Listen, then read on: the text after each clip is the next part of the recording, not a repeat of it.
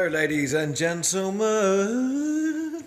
This podcast has been slightly delayed through, well, mainly through me being quite busy. And already you can see it's a different format. My background's not behind me. I'm actually filming this whilst at work. Those of you that listen to the podcast won't notice much of a difference. Maybe in the audio quality because the acoustics are a bit different than what they are at my house. So basically this podcast is with Barry O'Connor. Barry O'Connor is the vocalist of the band, the metalcore band Death Remains. He also runs a management company, Plague Management, and they also handle bookings as well. Barry also has his own podcast called the Midnight Tourcast, which is worth checking out. It's on SoundCloud. I'm going to help him try to bring it onto other platforms, other mediums, but right now it's on SoundCloud, and I'll be linking this below in the comments or on the podcast description. Now, it's taken me a while to sort this out because I've been incredibly busy with work, organising, going to Poland to play a festival with my band. But lo and behold, it didn't fucking happen because Ryanair completely fucked us over massively. We went to go fly out on Friday evening, was hidden in the airport for over 4 hours, got on the plane for nearly an hour before we got kicked off after midnight and told to go home. And then after that, I had to pay for a cab back from Stansted, which cost me over 100 quid, which I've now got to get reimbursed, same with the flight tickets and all that. But ended up going to see some family up in Yorkshire, in Catterick, for the weekend, because it was my brother-in-law's birthday. And most of the family were going up there and I was missing it because I was going to Poland. So I got home, got a couple of hours sleep, booked my coach tickets to go up there, to spend the day travelling Saturday, get there in time for the party, then come back Sunday, get back Sunday afternoon. I got to the coach station at 5 p.m. and Muggins here had booked the coach for 5 p.m. on Tuesday, not 5 p.m. on Sunday. So fortunately, my auntie, my brother, his partner, and my better half was still up there and was travelling back yesterday. So I managed to jump in the car with my auntie and get lifted back down with them. So it's been a bit chaotic. So that's why the podcast has not been released this Monday. And the reason I'm not recording this at home right now is because my house is in bits, because I'm decorating and shit. But I'm going to try and be a bit more consistent with the new sort of episodes of the podcast. It's just been very, very, very difficult. Now, also to add, with this podcast, Barry arrived a little bit late. It was a Friday night, he'd been off work. I was busy with work, but I told him to sort of, he went and met a friend of ours, a mutual friend of ours, Eleanor, for a few drinks. I've aimed to get to mine for 8. Ended up having a few too many beers, got to mine about 9. I had a few beers once I finished work. We got on with the podcast. From what I remember, it was a great podcast. I wasn't really drunk at the time of recording. I was a few beers deep. I think Barry was a little bit more than I had, but it was still a good podcast. You guys will listen and find out. I really enjoyed doing it. But afterwards, we were so rushed to get him in, get set up and record him, we decided that we would record the intro and take the photo the next morning because Barry was going to stay the night. We had a bit of a session. We went to bed very, very late. We'll say I went to bed very, very late. Barry and Eleanor ended up leaving in the early hours in the morning to get Eleanor back to see her boyfriend, Matt. So Barry didn't stay over. So we didn't get a photo and we didn't record the intro as we normally do. That's why I'm doing it right now and explaining myself. I was debating putting the picture up because we did get a picture. We did get a picture, but it was about 4 in the morning. We was both looking like monsters. The backdrop was put down, but I didn't have the table set up or nothing. It was literally a rushed deal, and you could see we looked blurry as fuck. But yeah, the whole point of this podcast is to be honest and sincere with you guys. You know, it's called Gobshite. So I'm going to put the photo up still, despite not looking as good or as professional as the other ones. It's just me and Barry standing in front of the backdrop trying to fit in, looking pretty drunk. But yeah, also to add, this is going to be a Swapcast. So Barry is going to also release this on his podcast channel, the Midnight Tourcast, and I'll be releasing it. I'll see you guys Gobshite, but having the links to Barry's information below. So yeah, hope you guys enjoy the podcast, and I'll speak to you soon. Take care. Right, boom, we're live. So I've not checked the levels. They're looking right on my phone. The window's open, so I'm sorry if there's any extra noise, but it is fucking roasted in here right now. I'm sitting here with my top off, being a very bad host, and Barry's cracking a beer, trying to sort of cool himself down while staying fully clothed. And we've got lovely Edna in a corner, sitting there very, very quietly. I may get my bollocks out in a minute, mate. Anyway, so I'm sitting there with fucking the big dom himself, the big dog himself, Barry O'Connor from Death Remains. How the fuck you doing, brother? I'm not bad, brother. Been working all day, working all week actually. Fucking working hard, man. Working hard in my own little world at the minute. Just fucking working away. I'm getting Plague up and running again. Plague management. Doing that behind the scenes. Got some bands that I'll be announcing on that. Death Remains just announced a tour for September. And yeah, a couple of festivals coming up as well. It must be like, I mean, it's definitely. I've yet to be in a band as big as yours. Like, I'm used to the touring circuit and that, but obviously for me it's been like, I've been in several bands, so it's been like a very slow build. Whereas you've been in Death Remains for how many years now? Started in the original, like the first formation of the band was called Something After Death, and that was 2005. So I was about 17 at the time. Old school friends. 4 old school friends got together, started a band, and then. But it's been how many years? So was it 2014? Did you say 2000 and what? 2005. But 2005. Then we changed it after Death. Got a record deal. Went to Brazil. The whole thing happened there. Yeah. I've mentioned it before on a previous podcast about how we lost 2 of our boys. Come back from Brazil, and then Death Remains formed 2010. Pretty much the same band, just like same ideas. Me and Mark. So, but how many years is that? We're in 2018 right now, aren't we?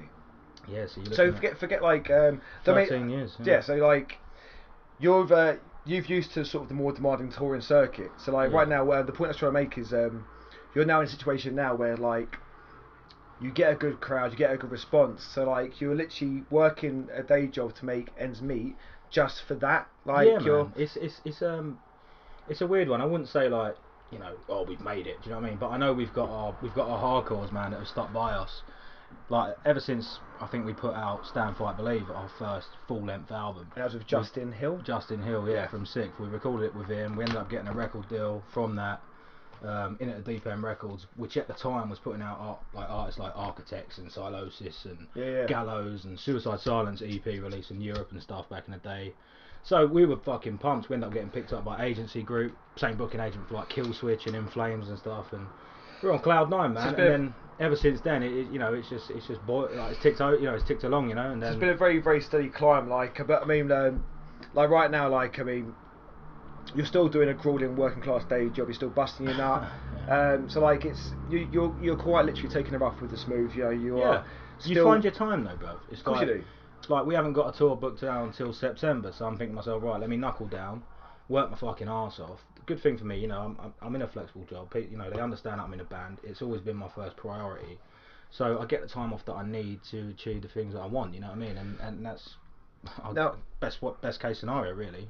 Sitting at home yesterday, being bored, scrolling through Facebook, I can't remember like the exact quotes. I'll paraphrase it, but like someone I know posted a little meme saying like a hustler isn't doing what he loves to get by. A hustler is doing what he doesn't love to get by, so he can do what he loves, or something like that. Yeah. So like basically, like we're makes both sense. hustling more so. Like you're hustling more so than I am, but literally it is a.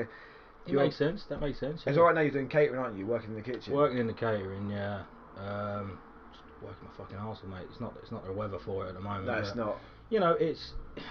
It's got to be done, bruv. You know what I mean? At the end of the day, I can bitch and moan about it, but when the good times come, they come good. Well, as I said the way here though, man, like we've got our own mouths to feed and bills to pay, man. Like we're adults, man. We're fucking independent men. Yeah, I left home at the age of 15, and I've been independent ever since. It's wasn't necessarily by choice. You know what I mean? When I first left home and stuff, it was almost kind of felt forced upon me. Like to go out and fucking do good for myself. That was the way it always was, and I've always had that work ethic from a young age. That is quite standard across working class lads, It's either you either go for gold on your own and deal with the struggles, or you sort of fall victim to the mindset of going on the dole route, Obviously there is, obviously that's on the spectrum itself, so there are like... Yeah, you're basically just going straight, you know what I mean, 50-50 there. So, I'll tell you what, there is all sorts in between, yeah. Just to set this up properly, I'll bring it back to sort of how me and you met, because I think that's quite an interesting story. And we'll go from there. Just I want to sort of set up our relationship. So, long story short, I moved out when I was 19. That didn't work out, so I moved to. I was working in Twickenham at a place called St Mary's, and I lived on site. So whilst living on site, I was looking for a band, and went on Gumtree, always sort of searching things, and I found a band local to sort of like West London, Middlesex area. And I can't remember the exact practice room, but I joined a band called Blood Loss. So now I met these guys, Blood Loss. They're very into Silosis. Blood Loss? Who the fuck are they? Yeah. And basically, they let me know that their old vocalist Barry had left them to go on tour with an American label with his band After Death at the time, yeah. Whilst playing drums. Yeah, I was playing drums at the time, yeah. So I spent the next few months. I wasn't in the band yet because Barry did leave some big shoes to fill, and I still wasn't very confident as a vocalist then. I was very good at screaming, but my singing, it's taken many years to develop to what I'm doing right now. But at that time, I was very, very scared. And Barry's got a big, powerful, sort of soulful voice. Anyway, so after a few months of practicing with these guys, things are going very, very well. And I've told my family members, what I'm doing. And my granddad, I go around to visit him one day, and he pulls a newspaper out and goes, "Yeah, Steve, son, do you know this guy? Is this your mate?" And I open up one of the sort of tabloid newspapers, and my granddad circled this little tiny article towards the end. And I won't go into detail about it, because obviously I don't want to go down that road. It's alright, man. Well, basically, it was a small article talking about how this British band had gone to Brazil. Brazil, yeah. 6 weeks. Was that and whilst on tour, 2 of the members tragically lost their lives. And they had mentioned Barry by name in the article, and the rest of the band members. And I read that sort of article, and I saw Barry O'Connor. And this is a guy whose shoes I've been trying to fill for months. And my heart just dropped. I went, "Granddad, I know this fucking guy." Because, you know what it's like being in the metal community, or being a bit being a bit different. Especially when we was younger, our grandparents think, "Oh, there's a goth over there. My son might know him." And it's just like everyone knows everyone. My granddad knows I'm into metal, and I thought it's just a little silly article, but alright, I ain't gonna know this person. But as soon as I saw Barry's name, I was like, "Oh fuck, I know." I don't know this guy, but I know obvious guys. This is the band I'm auditioning for at the moment. So I then got in touch with the guitarist. Was it Mike? Mark Brow, yeah. Mark. Good dude, man, good dude. I then got in contact with Mark and was like, "Look, dude, I've read the newspaper. Obviously, you guys, it's about time you reach out to your mate and sort of squash your beef and just do that. And I'll be on standby until then. But to be fair, mate, I'll leave it to you."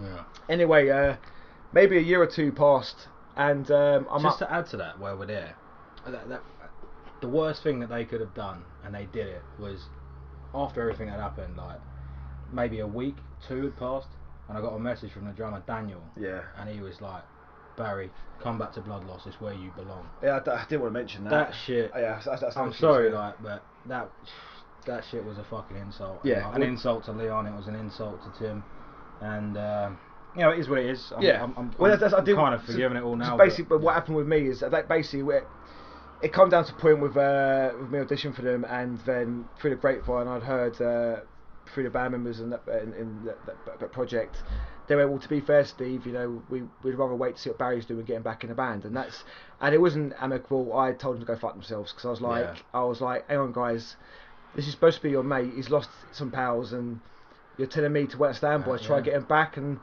but we won't go down that road. But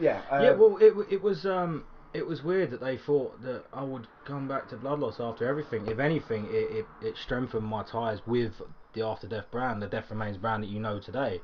It was something where I had to make that happen now. That was for Leon, that was for Tim. Everything we do now as this band is for those boys. And Kendo, who took his own life after everything, and that's the reason why I think we still keep pushing with Death Remains, especially, Well, guys tend to be, I don't, again, there's a spectrum of what I mean with guys, but lads, poor, honest, working class lads tend to be loyal. Yeah. And that's going to strengthen your bond. It's weird they didn't get that, though. Yeah. It was to think that. It was but to be fair, in hindsight, they aren't really lads though, are they, really, that band? You've got a bit of cheeky chappies, but not.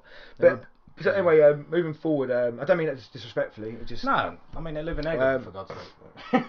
So now I'm at a gig. I'm at a gig at the garage. The garage in Highbury in Islington. Yeah, Highbury in Islington, and I saw Barry. And I saw Death Remains, and I was like, "Hang on, mate." Because at this point, I wasn't aware of Death Remains. I was only aware of After Death. Yeah. And I thought I'd got something wrong. Yeah. Well, we kind of come back up silently, really. It was like, oh well, we got some new members. I think I was still playing drums for Death Remains as well for a while. But not at this point you wasn't, because I still... Okay, Because yeah. I still remember, like, as the sort of, like... what's the right word? Sort of, I'm a bit of a social retard at times. And, like, see, again, like... It's like when you... It's not like, but it's kind of like when you meet your sort of favourite vocalist or favourite sort of like person, like you know a lot about them. Now I was very aware that I knew a lot about Barry, but he knew fuck all about me. And me being me is I didn't sort of convey it in a very smooth way because I'm not a kind of smooth kind of person. I remember going straight up to Barry and I was like, "Are you Barry O'Connor?" He was like, "Yeah, mate, yeah." Sort of Bill smug, sort of looking at LJ and that, fucking shoulders back. And I went to him, I was like, "You using blood loss, right?" He went, "Fucking hell, mate, you're from blood loss." Yeah. And then I dropped the ball, I was like, "Oh yeah, I was going to be your replacement." Fuck me, yeah, fuck me. How old, we must have been what? How old were we then? About 23? I must have been about 23. It was definitely my early 20s. 22, But 23. since then, like, our friendship's going from strength to strength. Because yeah. once I realised Barry's and Death Remains, like, I sort of... This is back in the Croydon golden days. You know, you was coming down to my ends quite a lot. Yeah, we kind of come down there. We was kind of trying to break in there. Do you know what I mean? Like, obviously Angelo was putting on the shows at Scream Lounge and stuff, and that's when we first met Angelo. He started helping us out with shows down there and stuff, and yeah, man, fucking Croydon used to be a lot of fun. It used to be, yeah, definitely. And that's about the same time you started doing A Night of Brutality. And then yeah, I got inspired, you know, a little bit. It was like I see, you know, shows like that going out. There was nothing like that really going on in our area. Yeah. And at the end of the day, those shows were created just to put Death Remains on the map more than anything. Of course, man. And those shows, yeah. So I started play promotions. I don't know where I got the name. I thought it sounded cool, and I thought let me put a show on. And I decided to give it a nickname like Night of Brutality. And I thought let's see how this goes. To be fair, I was going to interject there quite quickly because like I know you as a person, and I know like you're quite a large guy, quite sort of intimidating looking. Yeah. But I know you're a fucking big sweetheart. Yeah. Right. Yeah.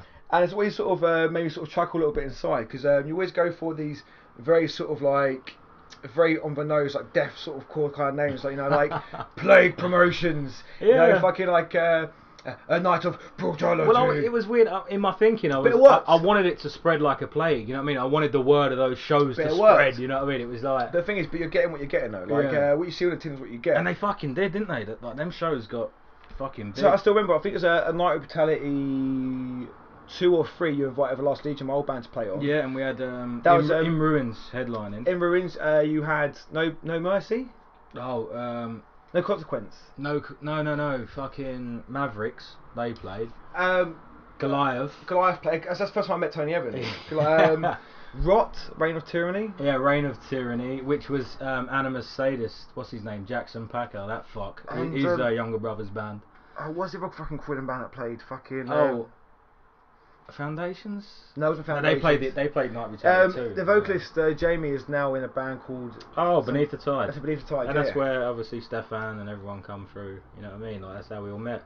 And I was just booking bands. I'd heard about these bands and I knew they had a bit of hype about them. I was like, I want to make these shows something. So next thing I know, I'm up to Night of Brutality 7 or 8, and it's getting bigger and bigger. I'm sorry if the mic picked up that clap. Sorry, I got excited then.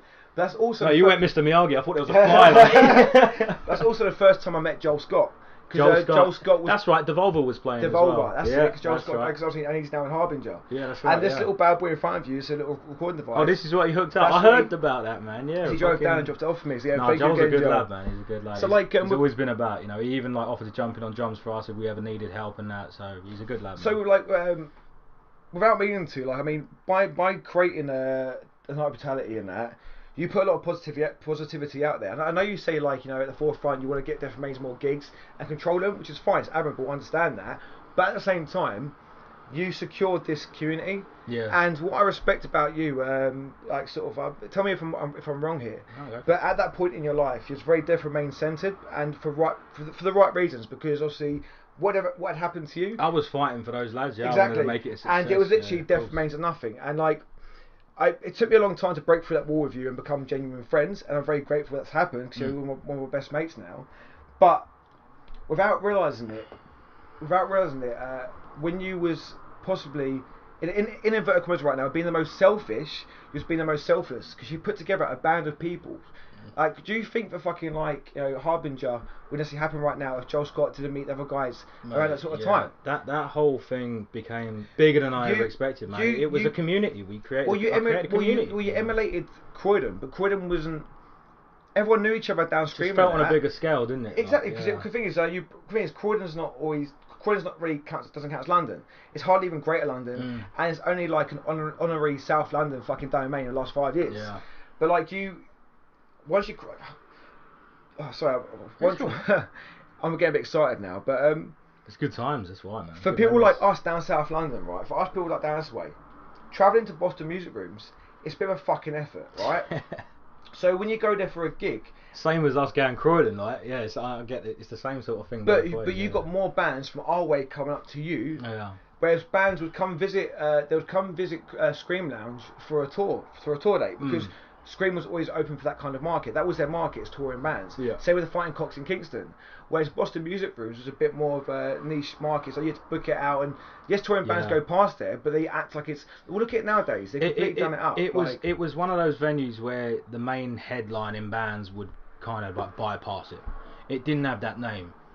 I think after those shows, it became a venue where bands wanted to play. Yeah. Look at it now. And I think it all stemmed from them Night of Brutality shows. You know, without taking too much credit or big headed. No, but the community was created, like the metal community was created, and people become aware of that venue. Well, Shield's just fucking done. Shield's just done a fucking EP, the album release. Yeah, a lot of bands go through in there, man. I played Crystal Lake last night. I played there with that fucking Bremen Horizon before band Bad Omens. I played there with them a few months ago. Yeah, that's right. Yeah. The thing is, man, like, and I do back you up on this. Now, I don't. It's not to say you're the sole reason it happened, and and you're very aware of that as well. Yeah, but what you started, like, because most like places like Scream Lounge and places like the Fighting Cocks, the venues are just the back ends of a dingy pub. They're like no stage diving. They're quite sort of quite intimate. Fighting Cocks comes to mind. Great venue though. I've always loved playing there. But it's intimate. The thing is, with Boston music rooms, they had the attitude of an intimate venue, but they're fucking big. Yeah. They got a 4-foot stage, fucking great deep fucking stage. PA system, great fucking lighting, great fucking. They got a backstage area and downstairs, but they always treat it like. I used to love that shit. We used to just run the doors. Everyone who would come through, we'd have a deep conversation before they even go in. You know what I mean? And that was what created that community, because we took the time and we had conversations with people. I made so many friends with it, and like people were like, oh yes, Barry, blah blah blah. Fucking yeah, come on, you know what I mean? Next one, who's next? What are you getting on next? People become excited. When's the next Night of Brutality getting excited? Well, the problem is I'd say thinking Night of Brutality on Facebook, next thing you know, boom, there's like there's a plague, you know what I mean? People are like, oh shit, you know what I mean? The band's got room to breathe. Like places like Kingston, places like Fighting Cocks and Scream Lounge, for example, even the Pill back in the day. Yeah.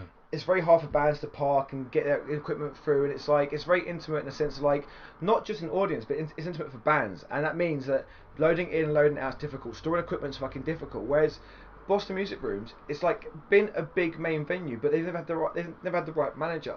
Yeah. Like so next door they've got a fucking big ass pub. It's just a big old Irish pub, yeah. And the venue, they're just like, oh, just do what you want with it. Well, it's PJ, the owner. He's very like, oh. It's just so underutilized, like it's just not being, But now, obviously, they've done it up. It's fucking level, phenomenal, man. There's people in there that actually care, and they see the revenue that it can bring in behind the bar and whatever else. You know what I mean? They knew that I was bringing crowds to them, and they were just like, "Holy shit!" You know what I mean? This boy's doing the fucking job. You know? You can make money from this shit, man. And like, regardless, like sometimes I barely break even. You know what I mean? But I knew that I was creating. That's something, what I always give you credit for, man. Because I was creating something. The thing is, I was this working class lad. Fucking come from I didn't have the best fucking upbringing, whatever, and then here I am creating this fucking community between the music that I fucking love and the people and the amount of people that I met and fucking, you know what I mean, got to know, and it was just great. So the whole experience was great. On that point right there, I want to backtrack a little bit, and we'll move on from this in a second. But when you say that, I just want to make something very clear to you guys. When Barry's saying that he put his gigs on for Death Remains, he doesn't mean that he's putting the bands on for his band to play and then take all the fucking profits and fucking not give the bands any money. No, what he's saying is he's breaking fucking even for hiring out a fucking venue, hiring a sound technician, hiring it all, so his band can play. A headline band alone, right, would literally take 80% of your budget. Yeah. Like, that's it, and you're like, fuck. But I've always been that way, man. I remember, like, my first job that I had was a newspaper round when I was 13 years old. By the time I was 15, left home, I had about £1,000 in the bank. What I did with that £1,000, I kept it aside, and then when I finally met up with the boys and we created the band, I paid for our first EP. I was just like, I want this shit to work. I was dedicated to making the band get off the ground. I was dedicated to making those shows work. I was like, it wasn't about, as long as I weren't fucking leaking money and draining money out my own shit and I could get by, then I was cool to do it. I think that's like people need to realise, like, when you come from a background like mine and Barry's, you really appreciate money, and that's not to say you look after it well, Like, I mean, from my experience, you know, I don't look after my money very well. I'm you know, as long as I'm paying, as long as I'm paying my rent, roof over my head, got food in my belly, like, and the priorities are right, yeah. Sure, but as long as your priorities are in place. But also means I don't mind paying money out extra to make sure the bands and band myself has a good time. Like, it's been so many times. Well, half the reason why I formed quite a good network for my old band, The Last Legion, is when we played a gig and they wanted to leave, I'd be like, what? And I'd stay on. And then I'd get involved with rounds with the other bands. I used to hate that, man. Yeah. Like, it would be like, they'd fuck off as soon as they finished playing. Or, not. I'm not saying your band, I'm saying like in general, like bands but members of my band would just that. fuck off. Or like the headliners would just fucking not even bother with any of the locals. And then it created this animosity, like, oh, well, the headliner's not going to watch us. And then they're like, well, I'm not going to watch them. And it just created this whole thing, but... Fuck it, man! You're trying to build a community in your area. You're trying to build this, and you don't want the support to be insincere or unsincere. Yeah. You don't want to sort of be like, "Hey, man, like, oh, I've heard your band before." And so you play a show and go, "Oh, why? Thank you for the opportunity. Fuck off." It's like, no, like you got to stay and sort of support. Yeah, it was like, put it this way, like, so the band will come up. They've got their gear. That's right. They've got their gear, and they're like, right. So I'm trying to signal to Eleanor to grab me and Barry some beer, but it's not really working out. Sorry, Barry. Our good friend Eleanor is here. She's here. Freezer. Three cans in there. What was I going to say? So sorry, yeah, fuck, where was I? Yeah, so a band will come up, like, they finish their set and they've got their guitars on it and they come towards the door, and like, it would be one of the most local bands as well, and I look at them, I go like, oh yeah, we're going. Oh, you going? Yeah, alright, cool. And they say, yeah, James got work in the morning. I'm like, so what's your excuse? Yeah. Like, let fucking Jamie go. He's our lift. What, you joined at the fucking hip, like, you know, and it just become this thing where, it just became this thing where, see, but so if one goes, they all got to follow suit, you're like. But to be honest, I'll still stick around. If the boys want to go home or one has to go home, well, you know, there'll still be 2 or 3 of us jotted about. You know, but to give a broad spectrum on that sort of situation, all you have to understand is we got to a very, very weird time, and even more so recently, where like the job of the promoter isn't necessarily to promote the event, it's to book the event. So you can understand at times where, I mean, we've both been there ourselves, where you're now local support, right? Yeah. And because you're local support, you're expected to bring all this fucking pool for a headlining band that nobody's heard of. Yeah. Except the difference with them shows is everyone heard of them. No, of course. But what I'm saying is, so right. Is this the one that fell? Right, so I think it's the one that's got a fucking dent in it. It's got a fucking dent in it, babe. It's more in the fridge. She tried setting me up there. You see that? It's more in the fridge. Guys, I know you can't see this, but she brought me the can that fell on the floor as she was waiting for that to happen. I know she was fucking. We were fucking over the equipment. Right, Max, Barry, you're missing. The point I'm trying to make is this. So we was both just saying about.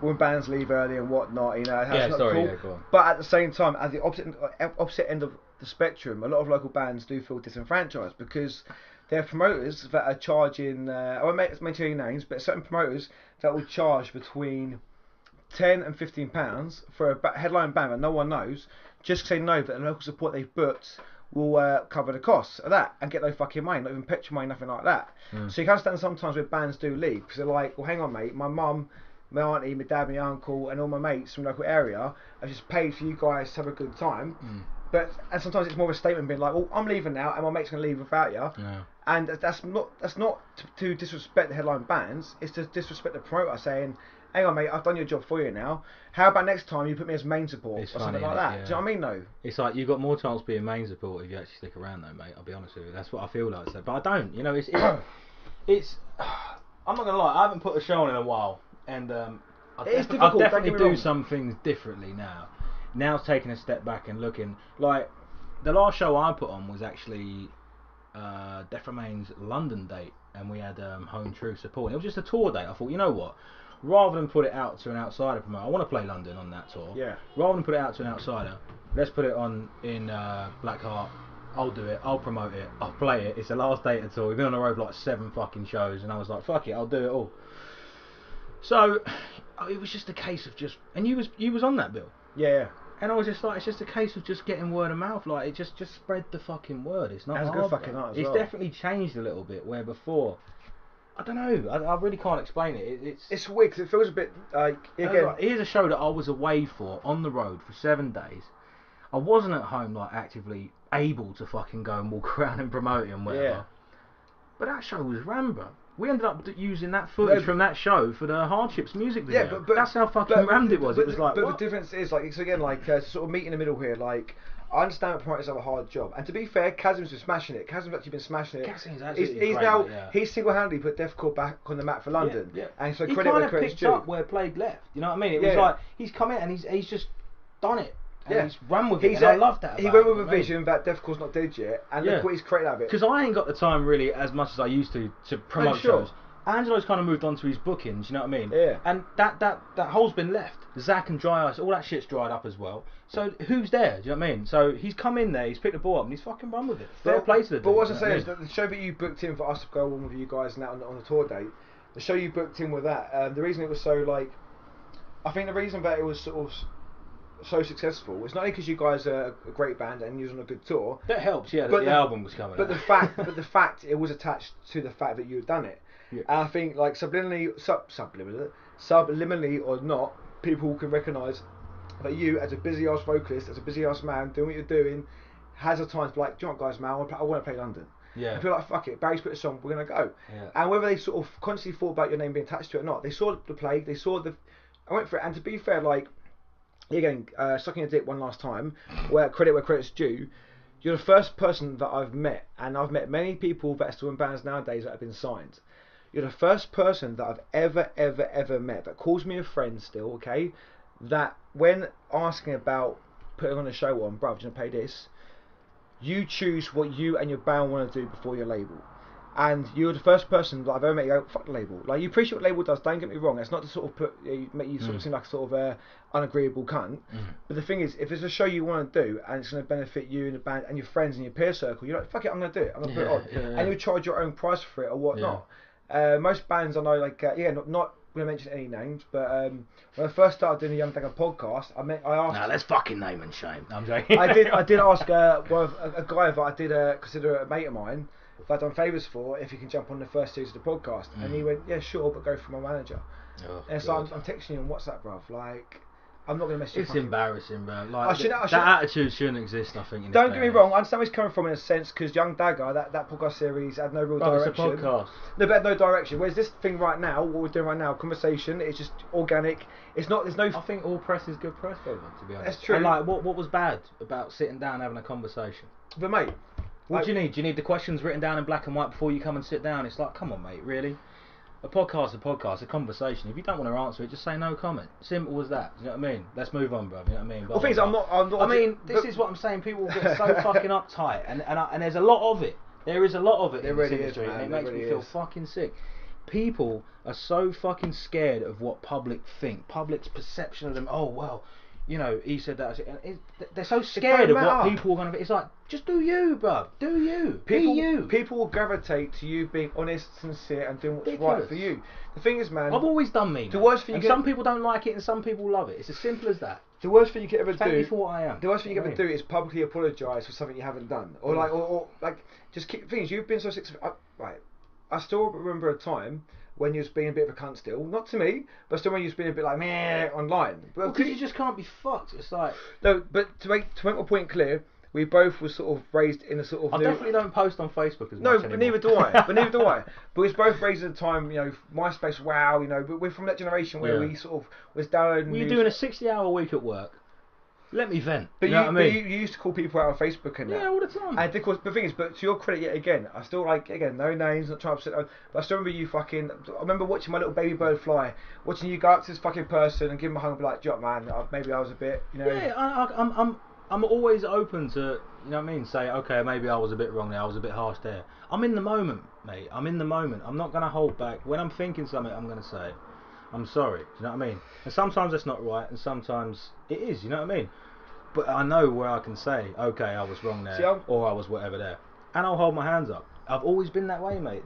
I'm straight down the line. I've always been that way. So this has just hit my mind right now, right? So I'll give you like a proposition and see if you agree or disagree, right? When me and you was growing up, first become metalheads, first become into sort of music and whatnot, and so I want to be a vocalist. We're still buying CDs, and with the CDs, you got all the lyrics, you got a bit of alliteration as to what they're about, and not alliteration, you got a bit of like written context about what they're about and whatnot. So when you went and bought the band's CD or album, you was more inclined to go through the CD wallet, go through the pictures, and read what it felt personal to you, you know.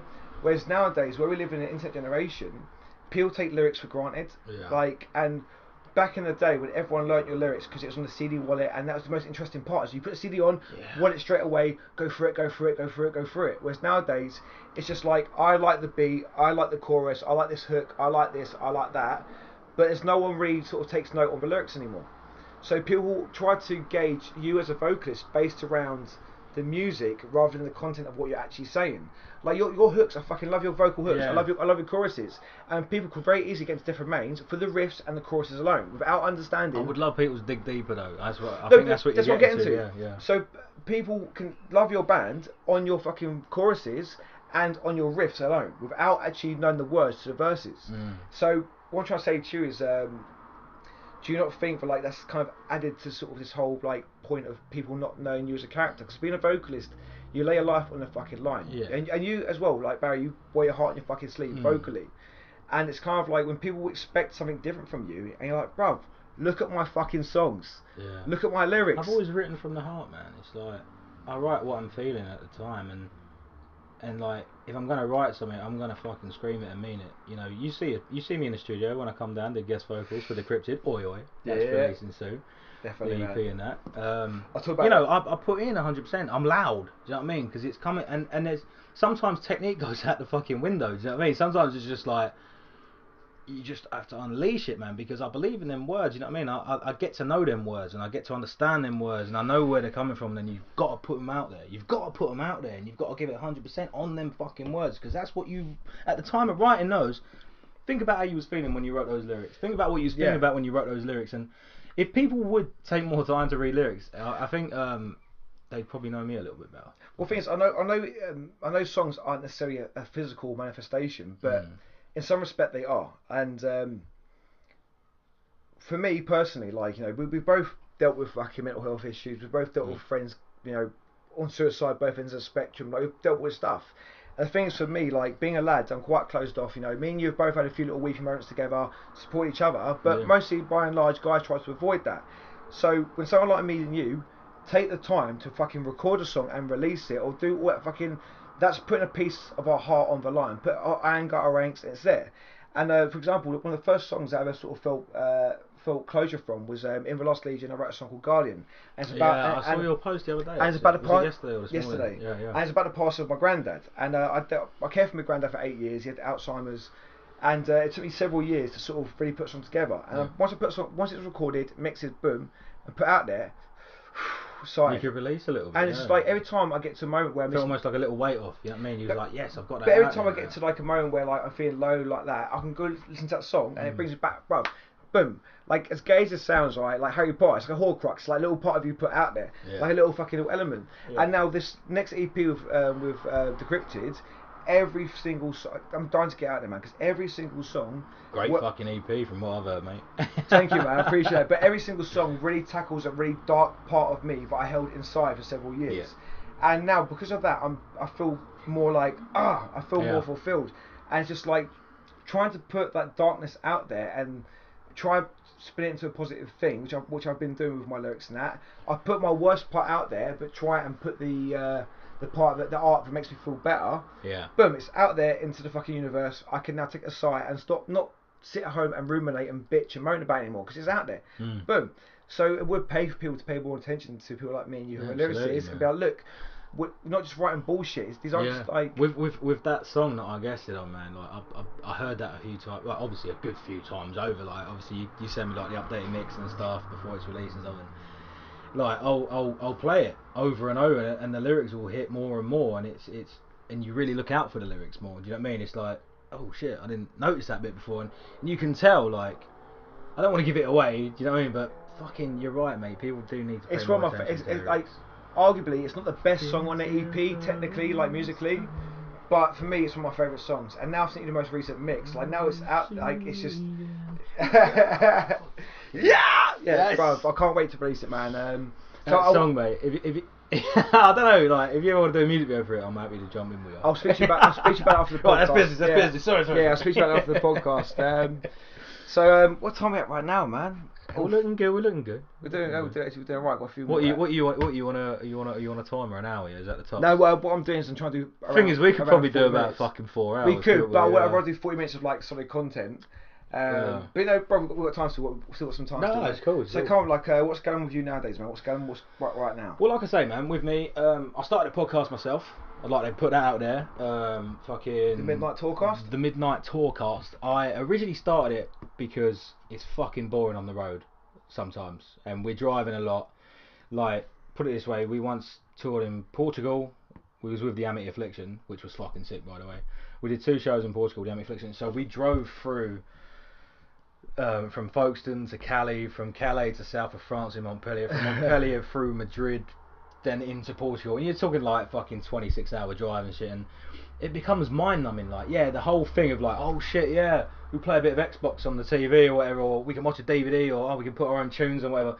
It all dries up a little bit after about 4 or 5 hours. Then it's like you either sleep or you fucking, then you wake up feeling miserable, and then it's all these things. You know what I mean? Like you're living in this fucking one confined space. So I like to sit up front with the driver, Gaz, great fucking dude, Gaz Groombridge. You know him. He used to be it's a lot for you guys. Used to be a guitarist in Black Polaris, great band. Luke's old band, our bassist's old band. Him and Gaz. That's how we got in contact with Gaz. But if I could get Black Heart, can he drive down from Leeds or some shit like that? Yeah, he does it all, mate. Yeah. He doesn't give a fuck. So like, here's the thing: our van is based in Liverpool. He goes from Wales to Liverpool, picks it up, then drives to London and picks us mugs up. Do you know what I mean? The guy is a machine. So anyway, we get bored, and I said, why don't we start a podcast?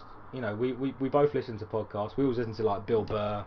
You know, a bit of Joe Rogan, fucking Churchill, What's Happening Now. Yeah, man, you know, Joey Diaz, stuff like that. Do you know what I mean? So we're like, why don't we fucking start something? You know, we're in a touring band. We're going around. We talk about these different towns that we're playing. And the first, I think we've put about 6-7 episodes up so far, or maybe 8.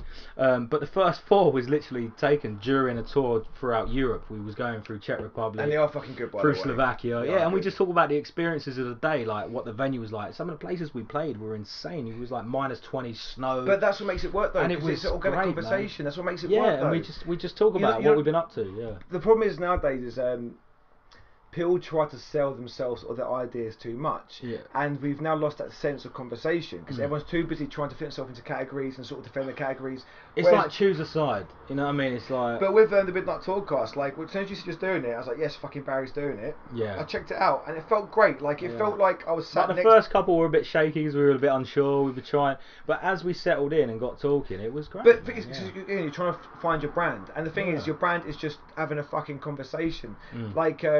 Problem with like this is why with the Gobshite podcast, like you know, a lot of people have been a bit. Love the name, by the way. Thank you. It's very like honest, isn't it? A couple like, of Gobshites, me and you, mate. but with young, on my page. But with Young Dagger, like in hindsight, I was going through a very ambiguous part of my life. Didn't know what I was doing. I still want to do music and I thought, you know what, man, like I could start a little music fucking line of doing interviews, doing blogging stuff, and I gave myself too much to do whilst doing a day job. And it's because all I want to do is have conversations with people in the music industry, people that I grew up with, and maybe try reminisce a little bit and live in nostalgia, which is the wrong direction. Whereas now with Gobshite, it's literally just I'm so fortunate. I've got so many mates from so many different circles, so many different walks of life. Yeah. That I can just sit down and just chat shit for 40 minutes. Put yourself out there, dude. Like that's what's great about you. You're an easygoing, casual dude. You know what I mean, you can talk to anyone, mate. You really can. That is definitely something that's definitely one of your skills. You know what I mean? Like you're so easy to get on with. Do you know what I mean? You grow up in a council estate. It's one of them things, isn't it? Do you know what I mean? Like things growing up in a people always think to me that they're scared to approach me sometimes. Like you know, he puts himself out there. Like you know, like you say that whole play thing. Like names like that and all that shit. Then they get to know me. They're like, "Are you just a big fucking softie? Like what the fuck?" You know what I mean? It's like, I had the opposite effect. Like so, what I was just saying about lyrics and that. I was learning your songs, and I saw your photos. And I was like, "Shit, he's a big fucking lad." And I heard your songs. I was like, "He's a metalcore guy like me, man." He's clearly a fan of Killswitch. So I'm just a white Howard Jones. That's what that's what I wanted to be when I started out. Do you know what I mean? That guy was the reason. You know, it was like. But no, listen, coming back to that podcast, Midnight Tourcast, it's currently only on SoundCloud. I've already had this conversation with you. You're going to help me out. I want to get it across. I'll be iTunes and that. Yeah, I want to start getting it across iTunes, YouTube, and whatever. And I'll definitely want you on as well, for fuck's sake. We'll make a night of it. I'll tell you what, we'll make it a Swapcast. So what I do is when I post this, I'll put it as a Swapcast for your podcast. Sweet. Then you host it on SoundCloud. We do it that way. Sick. I'll show you how to get it elsewhere. Definitely, bro. Definitely. I'm sitting on. I think 8 episodes are out there right now. We're on Instagram. Facebook and stuff, so come follow us, the Midnight Tourcast. Also got an email, the Midnight Tourcast @hotmail.com if you want to message us any questions, whatever. We love questions, so subscribe, hit us up. Yeah, guys, honestly, check it out, man, because like it's very the whole rock star lifestyle was a thing of the 90s and 80s. It's done. Yeah. Nowadays, like if you want to, like, just to be blunt with you guys, if you want to be in a band nowadays, expect it to be a hobby. I think we're trying to expose what life on the road is really like. And, you know what I mean? And it's definitely worth, guys. It's worth listening to, because life on the road is fucking difficult, man. Yeah. Like it really is difficult, because like you're not being like you get your rider, you get treated fairly, but like, you know, you're happy. A few beers, you know what I mean? A little month. It literally is a labour of love. You literally have to sort of love your songs and what you're doing, and enjoy the guys you're with. Because you spend a lot of time in a fucking very cramped fucking not even a tour bus, very cramped van. We're in a van. We're lucky enough to have like 6 bunks in it, but it's just like a tight. But even 6 bunks, space, even 6 bunks is luxury. Yeah, like absolutely. It's very easy to get cabin fever. It's like sleeping in a coffin. But fuck me, we're getting to sleep in a fucking coffin. And plus you've got to deal with EU regulation and law over there, and the police and stuff. And we got stopped probably about 15. We talked about this on the podcast. So we got stopped by the police about 15 times while we were over there. We got told to get out the van as we crossed into Slovakia from Czech Republic. Get out the van. We only had t-shirts on because we're in the van. It's toasty. Yeah. Get outside. It's -20. There's snow everywhere. And then he sends in a fucking dog. And they got guns on them, whatever. You're like, holy fucking shit. I'm hoping LJ smoked that fucking shit back in. But we got away with it. It was all good, and lads didn't have anything on. But also, people seem to realise that once you get to your destination, say like it's a night travelling, you get to the place that's hosting you. You've now got to take all the stuff out the van and put it into the house, because you see more and more frequently, especially like your stuff can get stolen. People we got deadlocks and we sleep in the at least 2 of us sleep in the fucking van. See, that's the solution, man. And if you get into that van and you find me and LJ in the back of it, you're in fucking trouble, mate. I'm telling you, do you know what I mean? It's But no, if you like those kind of stories and whatever, check out the Midnight Tourcast, man. Yeah, guys, honestly, check it out. I've actually got one with LJ. I've done an episode with him. That's coming up. I want LJ to come on here, man. Oh, dude, he'll definitely come down. I know he wants to come down. You know, when you tagged him in that, he would love to come and do it. Also, I done an episode with Black Coast, who are from up in Stoke. They're fucking great band, man. They remind me of like Stray from the Path / Old School Rage. Like, they're fucking brilliant, bro. Honestly, check them out if you ain't heard them. But they toured with us for 10 dates. But their first ever tour was a weekender with us back in 2015. And then it comes full circle when they come out on the road with us for 10 days. And it was fun as fuck. And I managed to sit down and do a podcast with them. Those 2 episodes are coming up. Sorry about that. So those 2 episodes are coming up. So, yeah, like I say, I want to do it right and I want to do it justice. And my main man, Mr. Gobshite himself, is going to give me a hand with all that. Right, so before we wrap this up, I want to tell one last anecdote. But I couldn't really segue in because it wasn't on my mind until now, but I know what I want to speak about it, right? So, one last time sucking Barry's dick, okay? Oh. I'm quite a proud guy, I'm quite a fucking bullshit guy, as most of you guys know. But Barry was in a very awkward situation with me nearly a year ago now. And I still love him to this day for that. Me, Death Remains, my band Decrypted, and Exist Immortal played a show oh no, was it? It was in the Crowndale. The Crowndale, and that's Mornington Crescent. Yeah. Anyways, just across the road from the Coca. So used to be Purple Turtle. We had a fucking phenomenal night out, and me and Barry, being London lads, you know, sort of used to sort of the environment. We got a bit fucking bit wavy and whatnot. Very bottles of wine. Very successful night. And on the way down, the girls went ahead and went down to the Underworld. What's it called? The World's End. Yeah, down to the World's End. So anyway, me and Barry are walking down. Now, those of you that have known me for many years, I always fucking rock a big thick chain on my neck. I've had it for over 10 years. You're doing right now, brother. Yeah. And basically, long story short, my uncle bought it for me when I was 18 as a birthday present. You know, but traditional family things, you buy them silver on 18th. And I used to be a very small, uncomfortable guy, and I always wear it under my clothes, you know. But up until the point I started wearing it outside my clothes, when I sort of realised I become sort of a man. You know, I'm not scared of not scared of being mugged. I've never been mugged. I've had guys try fucking pour a knife on me, and that I've dealt with it. Anyway, go back to last year, in my comfort zone, with my boy Barry. We're going down towards a pub. We're literally one road away. To go and meet up, yeah. And some fucking arsehole goes past me at traffic lights on his fucking bike and snatches it off my neck. Now I'm fucked up, and I literally so quick, bruv. I just freeze and I go, what the fuck? And Barry goes, did you take your fucking chain? I went, yeah, bruv. Barry, he fucking threw down his band's. Barry had all the band's merchandise. He had fucking all shit. Barry threw it down and went, oh, just fucking ran.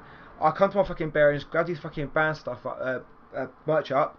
I ran, threw it behind a bin, and then went boom. And Barry's fucking ran down the road. You fucking cunt! Rah, rah, rah, rah. And literally, right around the corner, there's like 8 fucking guys trying to get the back of the van. With a van, bruv. With a van. But Barry didn't back down, neither did I. But it's all because. But it's all because of that bit, and I was like, and they were like, they started saying, ushering me to come over.